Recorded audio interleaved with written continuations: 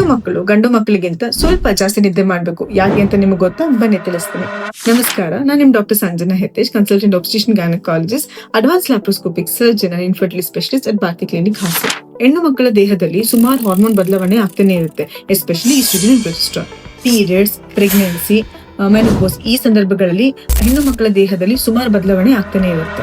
ಅವ್ರಿಗೆ ಒಂದ್ ಅರ್ಧ ಗಂಟೆ ಹೆಚ್ಚಾಗಿ ನಿದ್ದೆ ಮಾಡೋದ್ರಿಂದ ಈ ಎಲ್ಲಾ ಹಾರ್ಮೋನ್ಗಳು ಸೆಟಲ್ ಡೌನ್ ಆಗುತ್ತೆ. ಬ್ರೈನ್ಗೆ ಸ್ವಲ್ಪ ರಿಲ್ಯಾಕ್ಸೇಷನ್ ಸಿಗುತ್ತೆ. ಯಾಕಂದ್ರೆ ನಮ್ಮ ಹೆಣ್ಮಕ್ಳು ಮಲ್ಟಿ ಟಾಸ್ಕಿಂಗ್, ಮನೆ, ಪ್ರೊಫೆಷನ್ ಎಲ್ಲವನ್ನೂ ಬ್ಯಾಲೆನ್ಸ್ ಮಾಡ್ತಿರ್ತಾರೆ. ಇದೇ ಸಮಯದಲ್ಲಿ ನಿದ್ದೆ ಕಮ್ಮಿ ಆದಾಗ ಅವ್ರಿಗೆ ಪೀರಿಯಡ್ಸ್ ಅಲ್ಲಿ ಸಮಸ್ಯೆ, ಬಂಜತನದ ಸಮಸ್ಯೆ, ಅದ್ರ ಜೊತೆ ಮೂಡ್ ಸ್ವಿಂಗ್ಸ್, ಮುಖದ ಮೇಲೆ ಪಿಂಪಲ್ಸ್ ಇದೆಲ್ಲ ಆಗೋ ಚಾನ್ಸಸ್ ಇರುತ್ತೆ. ಅದಷ್ಟೇ ಅಲ್ಲ, ಡಯಾಬಿಟಿಸ್, ಇನ್ಸುಲಿನ್ ರೆಸಿಸ್ಟೆನ್ಸ್, ಥೈರಾಯ್ಡ್ ಸಮಸ್ಯೆ, ಬೊಜ್ಜುತನ ಕೂಡ ಅಟ್ಯಾಕ್ ಮಾಡಬಹುದು. ಸೊ ನಿಮ್ಮ ಮನೆಯಲ್ಲಿ ಹೆಣ್ಮಕ್ಳು ಇದಾರೆ ಅಂತ ಹೇಳಿದ್ರೆ ಅವ್ರಿಗೆ ಒಂದ್ಸಲಿನಾರು 8 ಗಂಟೆ ಮೇಲೆ ನಿದ್ದೆ ಮಾಡ್ಲು ಬಿಡಿ. ಯಾಕೆ ಅಂತ ಹೇಳಿದ್ರೆ ಅವರ ಬ್ರೈನ್ ಎಷ್ಟು ಎಕ್ಸಾಸ್ಟ್ ಆಗಿರುತ್ತೆ ಅಂದ್ರೆ ಗಂಟೆ ಕೂಡ ಅವ್ರು ಮಲಗಿದ್ರು ಕೂಡ ಅವರ ಬ್ರೈನ್ ರಿಕವರಿ ಆಗೋದಿಲ್ಲ. They need it and I mean it. Okay, ಆದಷ್ಟು ಹೆಣ್ಣು ಮಕ್ಕಳಿಗೆ ಆದಷ್ಟು ರಿಲ್ಯಾಕ್ಸೇಷನ್ಗೆ ಟೈಮ್ ಕೊಡಿ. ಇದು ಎಲ್ಲರಿಗೂ ಅಪ್ಲೈ ಆಗ್ತಿಲ್ಲ, ಬಟ್ ನಿಮ್ಗೆ ಗೊತ್ತು ನಾನು ಯಾರ ಬಗ್ಗೆ ಹೇಳ್ತಿದ್ದೀನಿ ಅಂತ.